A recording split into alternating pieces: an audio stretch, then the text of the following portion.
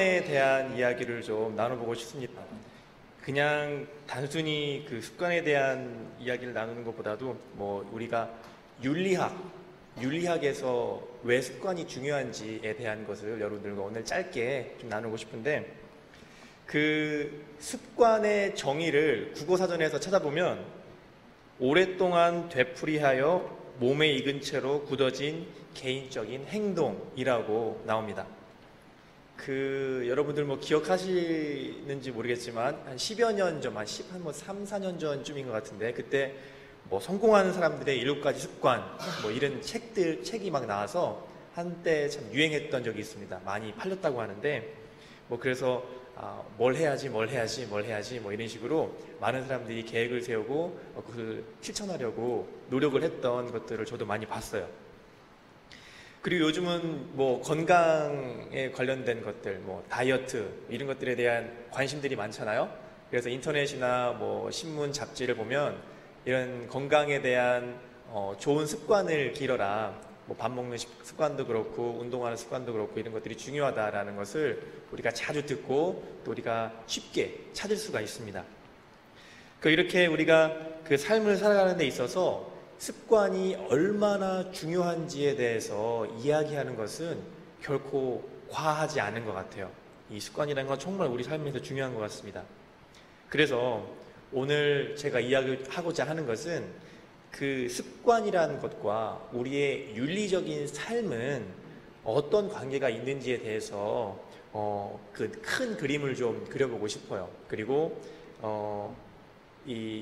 우리는 어떻게 그런 습관과 우리 윤리적인 삶이 관계가 있는지에 대해서 그래서 조금 이렇게 알아볼 수 있는 그런 시간을 갖고 싶습니다. 어떤 미국인 신부님에 대한 이야기를 좀 들려드리고 싶은데, 아마 오늘 이야기 어려운 이야기 하지 않을 겁니다. 그냥 이렇게 편안하게 들으시면 될 것 같아요. 미국에 어떤 한 신부님이 계셨습니다. 9년 전에 담배를 끊었다고 했고요. 그리고 여러분들 혹시 주변에 담배를 끊는 분들 보셨나요? 네. 그리고 혹시 이 중에서도 담배를 끊으려고 노력하신 분들도 분명히 계실 것 같은데, 그분들 보면 이거 정말 담배 끊는 거는 쉽지가 않은 것 같아요. 그렇죠? 정말 쉽지 않은 것 같습니다. 그래서 어떤 분들은 그런 얘기도 하죠. 야, 정말 담배 끊는 사람들 독한 사람들이라고. 그렇죠? 그래서 저희 어머니께서도 어렸을 적에 저에게 이런 말씀을 하신 적이 있습니다. 너는 네 아버지랑 친하게 지내면 안 돼. 왜요? 그랬더니 네 아버지 담배 끊었어. 그래서 2000년에 정확히 2000년이 딱 밝아오면서 지금까지 담배를 피우지 않으십니다. 그래서 정말 독하신 분이라고, 그래서 어머니께서 농담으로 이렇게 독한 사람이라고 이야기를 하셨는데, 어쨌거나 그렇게 담배 끊는 것이 쉽지가 않은 일이라는 것을 우리가 잘 알고 있어요.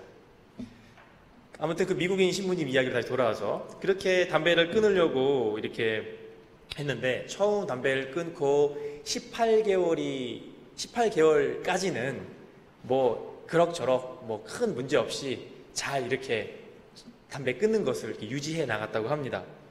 그런데 그 신부님이 이제 교구에서 이제 요청에 의해 로마에 공부를 하러 가게 됐대요. 유학을 떠났는데, 유학을 가자마자 그 결심은 깨졌다고 합니다. 그분이 미국에 있을 때 담배를 피우던 자신의 그 습관이 로마에 가서 다시 또 시작이 됐는데, 로마에 가면은 참 많은 사람들이 담배를 피웁니다. 남녀노소 안 가리고 많이 피우는데, 그분들이 이렇게 피우는 것이 자연스러우리만큼 자신의 이 담배를 피우는 습관도 다시 이렇게 다시 생겨났다고 해요. 그리고 그렇게 공부를 열심히 하시고 4년 뒤에 다시 미국으로 돌아갔습니다. 근데 이러한 저러한 이유들로 왜 우리가 장소를 이동하고 새로운 어떤 소임을 받고 뭔가 이제 그러면 집안 정리도 좀 하고, 그렇죠? 이렇게 새롭게 좀 마음을 잡고 살아보겠다는 그런 결심을 하게 되는데, 그 신부님도 새롭게 좀 다시 한번 살아보자. 그리고 이제 공부도 끝났고 다시 나의 사목이 시작됐으니 해보자 하고 이렇게 결심을 세웠는데, 그 중에 하나가 다시 담배 한번 끊어보자 였다고 합니다. 그래서 이미 지난번에 9년 전에 실패를 한번 했기 때문에 이번에는 실패하지 않겠다라고 해서 굉장히 신중하게 계획을 세웠대요. 그래서 이미 그 경험으로 알 수 있듯이 그분께서 담배를 끊으면 분명히 내 몸무게가 5kg 이상 늘을 거야 라는 생각, 그리고 이것을 결코 피할 수 없는 것이라는 걸 알기 때문에 이걸 내가 잘 받아들여야지 하는 그런 굳은 생각, 그런 결심을 하게 되었습니다. 그리고 신부님이 알고 있는 주변의 모든 사람들에게 나 담배 끊을 거야 라고 말을 했다고 합니다. 그리고 늘 그분께서 담배를 언제 피울까라는 그거를 이렇게 돌아봤을 때 글을 쓰게 되면 그때 이제 스트레스가 막 온대요. 그래서 그것 때문에 글을 쓰면 안 되겠다. 그래서 한 달 동안은 내가 글을 쓰지 않겠다라는 결심을 했답니다. 그리고 그분께 돌아오신 이제 그 시간이 그 부활 전 제2수요일 사순시기가 시작하기 전에 이제 돌아오셨나 봐요. 그래서 제2수요일에 담배를 모든 것을 이제 끊고 제2수요일에 끊고 나는 이제 담배를 안 피겠다. 그래서 집안 정리를 싹 했대요. 가지고 있는 이 옷가지들을 다 세탁을 하고, 그리고 방의 문을 활짝 열어서 환기를 시키고 청소를 하고 방에 보이는 그 잿더리를 밖으로 집어 던졌다고 합니다. 제가 이렇게 한 신부님의 일상의 이야기를 들려드렸는데, 이 일상의 이야기를 들려드린 이유는 윤리에 대해서 이야기를 할 때 그 윤리적인 삶은 우리의 평범한 일상과 아주 깊은 관계가 있다라는 것, 그것을 말하고 싶었어요. 그래서 이렇게 신부님의 일상적인 우리의 삶의 한 부분으로서의 이야기를 들려드렸습니다. 여러분들 도덕이라는 개념을 딱 누군가가 물어봤을 때 도덕성은 뭘까요? 라고 물어보면 아마 여기 계신 분들 중에 일부는 그 어떤 특정한 행동을 하는, 우리의 특정한 행동을 하는 어떤 그런 것들에 대한 것을 생각을 할 거예요. 하지만 맞긴 해요. 하지만 우리가 도덕성에 대해서 이야기를 할 때는 우리에게 어떤 특정한 행동에만 국한될 수가 없다라는 겁니다. 오히려 인간이 우리가 하고 있는 모든 행동과 관련이 있는 것이 바로 윤리적인 그리고 도덕성이라는 그 개념에 포함이 돼요. 그래서 우리가 인간이 하는 행동은, 모든 행동은 윤리적인 행동이다 라고 이야기를 합니다. 우리가 말하는 방법, 우리가 소비하는 시간, 그리고 우리가 만드는 수많은 계획들, 그리고 우리가 만나는 수많은 사람들과 맺는 관계, 이런 모든 것들이 우리의 삶을 구성하고 우리의 윤리적인 삶을 구성을 합니다. 오히려 일상적인 삶에 대해서 이야기하는 것이 윤리학이다라는 것을 여러분들에게 말씀을 드리고 싶어요. 그래서 우리가 일상 안에서 담배를 끊기 위해서 끊임없이 노력하고 어떤 그런 좋은 것들을 찾는 것처럼 때로는 복잡하고 때로는 우리에게 좌절감을 주는 것들, 바로 이런 것들이 우리 일상의 삶이고 이것들과 관련된 것이 바로 윤리적인 것, 윤리학에 관련된 것입니다. 우리의 평범한 삶은 아주 복잡합니다. 한마디로 이야기는 할 수 없어요. 아주 단순하게 볼 수도 없습니다. 우리는 다양한 연습들을 개발을 합니다. 찾고 그것들을 하죠. 유명한 윤리학자 중에 한 분인 알라스테어 맥킨타이어라는 분이 계세요.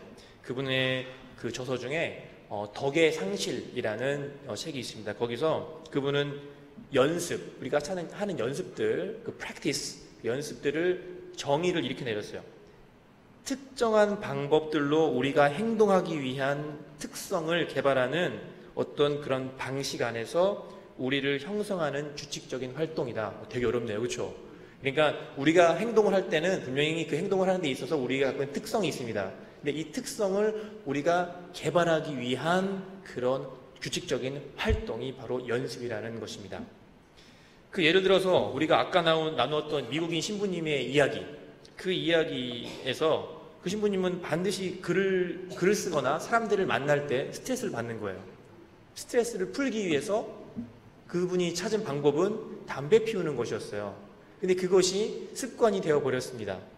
그리고 안타깝게도 그 책상 앞에서 담배 피우던 그 습관은 밖에 나가서도 언제 어디든지 이 스트레스가 올 때마다 피우는 그런 습관으로 번져나갔습니다. 근데 결국은 다른 말로 얘기하면 평소에 하는 그 연습들은 습관을 만든다라고 이야기할 수 있을 것 같아요. 그리고 그 습관은 나 자신을 만든다라고도 이야기할 수 있을 것 같습니다. 그 삶이 우리에게 요구하는 그 많은 것들을 해결하기 위해서 우리는 날마다 특정한 연습들을 합니다. 이 습관이 일상 삶 안에서 사람들과의 관계 안에서도 똑같이 드러납니다. 어떤 사람은요, 계속 그냥 뒤에서 막 이렇게 막 사람들 밀어붙이는 사람도 있습니다.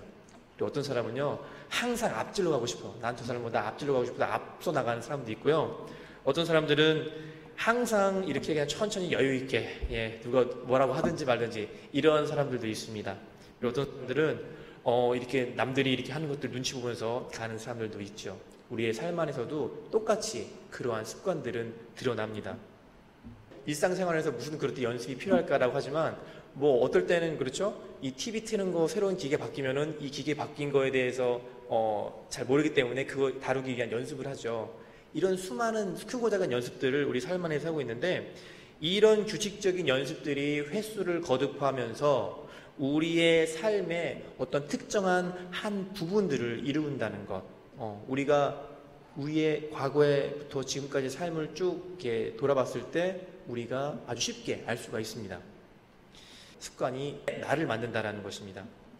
그래서 아까 그 맥킨타이어라는 그 윤리학자가 이야기했듯이 아주 어떤 특정한 연습들은 아주 심오하게, 아주 깊게, 아주 나를 특정한 사람으로 만든다라는 것입니다. 근데 그런 연습들 가운데 크게 두 가지 것으로 우리가 이렇게 영향을 받는데 하나는 우리의 신분, 여러분들이 어떤 사람, 어떤 위치에 있는 어떤 일을 하는지에 대한, 그리고 여러분들이 하는 일, 업무에 따라서 그 사람의 습관, 그 연습이 바뀐다라는 겁니다.